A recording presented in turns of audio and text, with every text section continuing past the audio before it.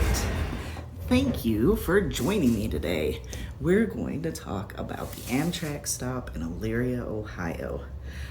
If you're like me, every time the train stops, whether it be for 2 minutes or 2 hours, I am curious about what is out there in town. So that's where we are. First things first, today you're going to learn how Elyria, Ohio is a city of grit, a city of waterfalls, a city of innovation, and what it looks like today, a little bit of past history, all in 15 minutes. So this video and all the videos on the Amtrak station stops are based on my personal research. That could be from local county records, historical societies, books, newspaper articles, the Amtrak timetables, Amtrak history. So that's pretty much where I get all of my information from. And as far as each of the stations go, my husband and I have visited these locations. We've attended the festivals. We've explored the platform depot, if it's the same depot as it was historically. And in this case, we have attended the Apple Festival in Elyria. So Elyria was founded after the eruption of Mount Tambora in 1815. Mount Tambora basically blacked out the sky. And so in the summer of 1816, it was known as the year without a summer. This was the year that Mary Shelley stayed inside and wrote Frankenstein. So there are some really big historical impacts, I guess I want to say, that occurred because of this volcano exploding. And so one of them was ELY decided to go west into the Connecticut Western Reserve and explore.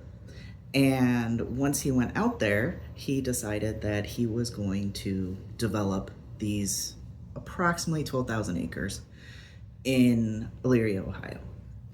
And it's said that when he built the Red Mill over the falls, that the mill builders, lumberjacks, whatever we want to call them, walked 600 miles from Massachusetts. Closely following that time, the city of Elyria became a bustling depot, and trains were running through town, dropping off, carrying lace, bolts, and ideas. Today, Elyria's Amtrak station is quite modest, but it does have a history of 200 years of legacy.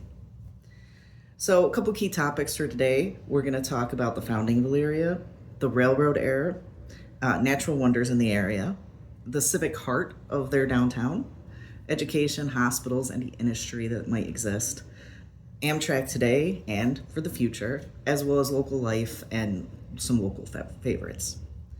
So first things first, Elyria's origins. As I previously stated, ELY established it in 1817. And the Black River forks and waterfalls made it a natural industrial site for the early 1800s. People were usually using mill sites, waterfalls, dams for hydroelectric power, for milling, things like that. The town's name is both self-referential to Eli, and they believe it might also be related to the ancient city of Elyria in Greece, but we're not really sure. It's kind of been lost to time. There's no record written down somewhere that Heman said, oh, I named this based on Elyria. So the next thing that we're going to talk about is railroads. So the Junction Railroad arrived in Elyria in 1846. And soon Elyria became a stop for Cornelius Vanderbilt's New York Central network. The old freight house is immediately visible the minute you step off the train. It is right across the way. You could stand there and look through the Elyria sign and just frame it up real nice and take a picture in front of it. It is no longer an operating freight house. There's been different businesses there throughout the years, but like I said, it is still standing. The 1925 depot is currently owned by Lorain County, and it was once a bustling architectural showpiece. I was recently able to go in there. They were having an event, so I got to go in, and they have beautifully restored it. They have terrazzo floors, there are skylights, sandstone carvings, they have the shoe shine station in there. It looks fantastic. It was closed in 1955, and like I said, they're trying to redevelop it into like a multimodal transit station so that it's the Greyhound stop. It's also where they keep their microtransit vans, and we'll talk about that a little bit later for getting around in town. The next thing to talk about is some of these natural wonders that Elyria has. And like I said, there are those waterfalls. So Cascade Park, which is 145 acres, it includes the East Falls, the West Falls, the Bear Cave. They actually had bears there in the early 1900s until the 60s or the 70s. The Sphinx, which is a rock formation that looks like a sphinx. Oyster shell rock, this is one that kind of looks like a carved oyster shell into the rocks.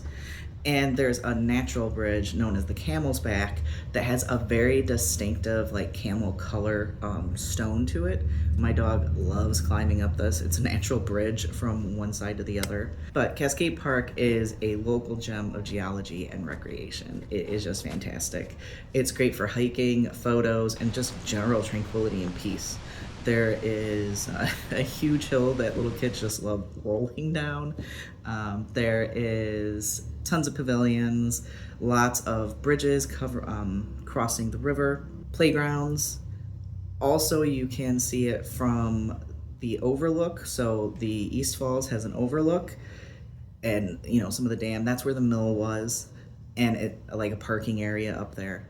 And then the West Falls, you can see from the roadway. There's actually just a bridge right over, like vehicular as well as pedestrian bridge that is right over those West Falls. So moving on to the downtown core, ELY Square remains the symbolic center of Elyria.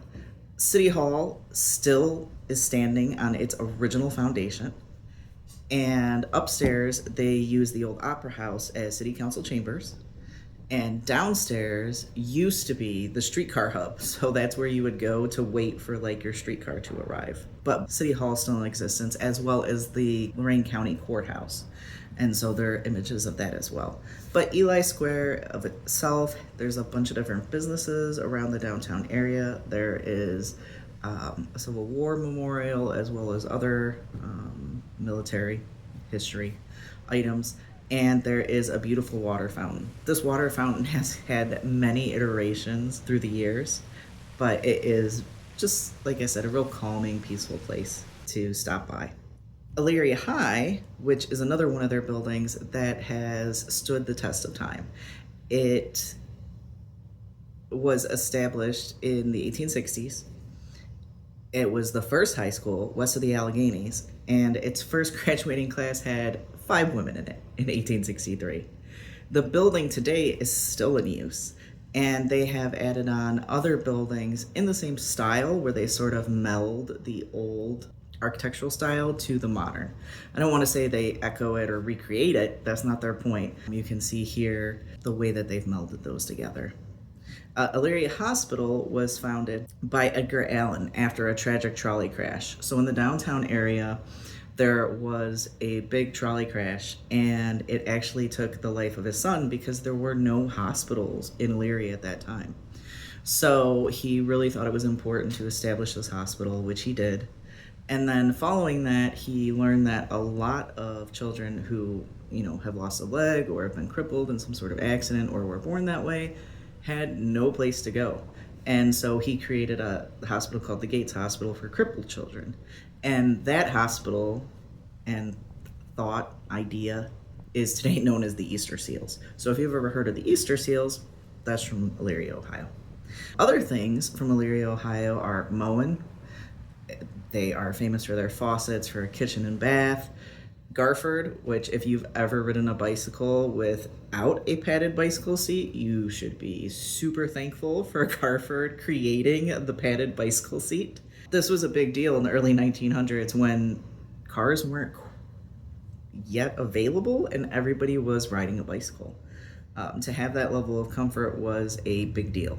And there are actually tons and tons of pictures, not so much senior pictures, but just pictures in general, where you will see people posing with their bicycles. Very similar to, now kids will have senior photos with maybe their instrument if they're in band or something like that, or with their vehicle, etc. Also, Rigid Tools started in Elyria, Ohio. They are known for their rugged orange job site tools. Back to Amtrak, which is how we got here today. Like I said, the shelter, it was built in 2014 following a fire. It is ADA compliant, but it is a modest station. There is daily service. The Lakeshore Limited and the Floridian both stop here. And the trains stop between 1:15 a.m. and 5 a.m. That just lends itself to the fact that we're right between Chicago and New York. So kind of right in the middle there.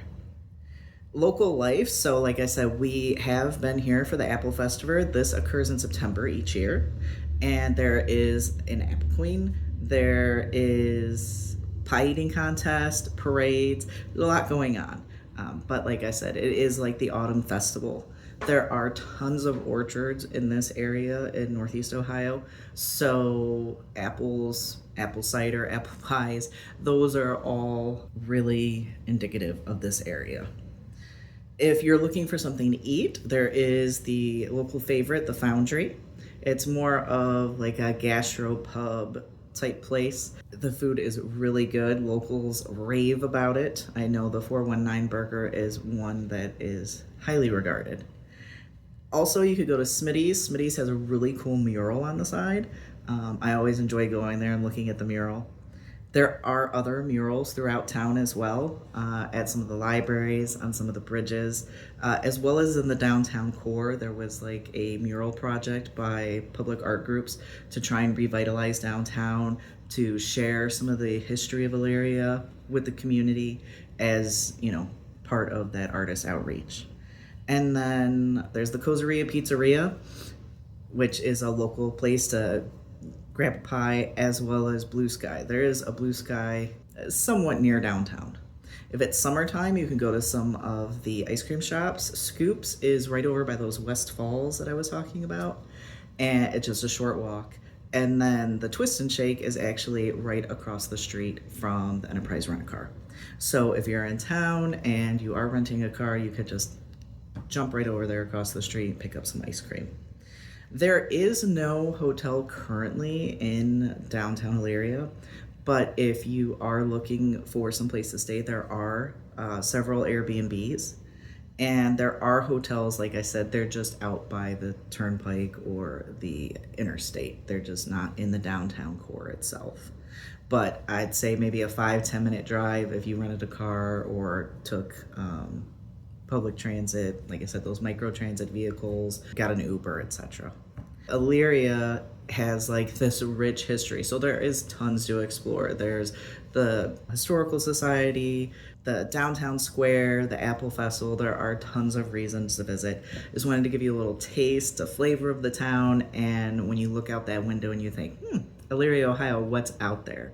To sort of have a picture into this world, which is, like I said, a city of grit, invention, and reinvention. Today, like any Rust Belt city, they are beginning to reinvent themselves as the future Elyria. So if you're looking for more videos about the station, we do have a station information video that is up, as well as what does the station look like. So we have footage that you can watch of the Floridian from the Elyria station or the Lakeside Limited. So thanks for stopping by, and I hope you had a good time and learned a bit about Elyria, Ohio.